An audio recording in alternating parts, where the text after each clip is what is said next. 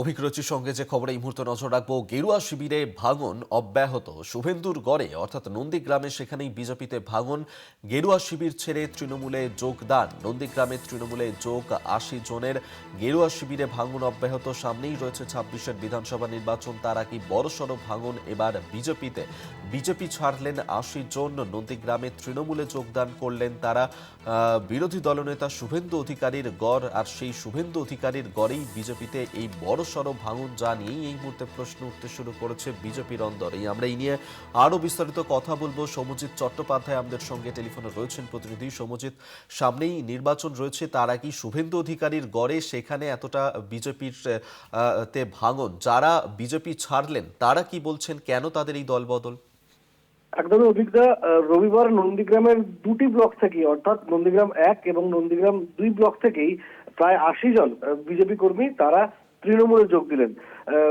যেটা জানা যাচ্ছে যে নন্দীগ্রাম ২ ব্লকের খোদামবাড়ির প্রায় ৪০ জন আদি বিজেপির সক্রিয় কর্মী তারা তৃণমূলে যোগ দিয়েছেন।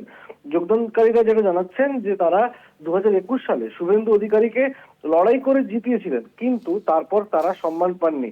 যেহেতু তারা আদি বিজেপি কর্মী, সেহেতু তারা বেশ ভেতরে ভেতরে ক্ষুব্ধই ছিলেন।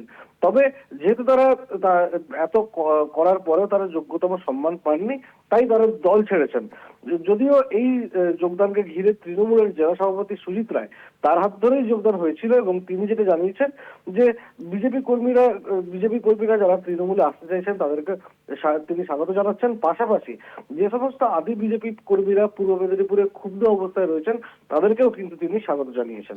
সৌম্যজিৎ, সেক্ষেত্রে সামনেই তো নির্বাচন রয়েছে, তার আগেই বড়সড় দল বদল। নন্দীগ্রামের রাজনৈতিক মহল তারা কি মনে করছে, কতটা প্রভাব পড়বে এক্ষেত্রে বিজেপির ওপরে এই নির্বাচন? দেখো, কার্যত বলা চলে যে ২০২৬ যত এগিয়ে আসছে বিধানসভা নির্বাচন, নন্দীগ্রামে কার্যত বিজেপি ছেড়ে তৃণমূল কংগ্রেসের যোগদানের হিড়িক কিন্তু শুরু হয়েছে। কেননা কালকে যখন এই যোগদান চলছিল, তখনই কিন্তু নন্দীগ্রামে উপস্থিত ছিলেন বিরোধী দলনেতা শুভেন্দু অধিকারী। তিনি যখন মন কি বাত অনুষ্ঠান শুনছিলেন প্রধানমন্ত্রীর, কার্যত ঠিক সেই সময় এই যোগদান চলছিল। মনে করা চলছে যে ২০২৬-এর বিধানসভা নির্বাচনে আস্তে আস্তে কিন্তু বিজেপি দুর্বল হতে চলেছে। অবশ্যই আমাদের নজর থাকবে এদিকে। সৌম্যজিৎ, আপাতত ধন্যবাদ তোমায়। সৌম্যজিৎ চট্টোপাধ্যায় টেলিফোনে ছিলেন প্রতিনিধি।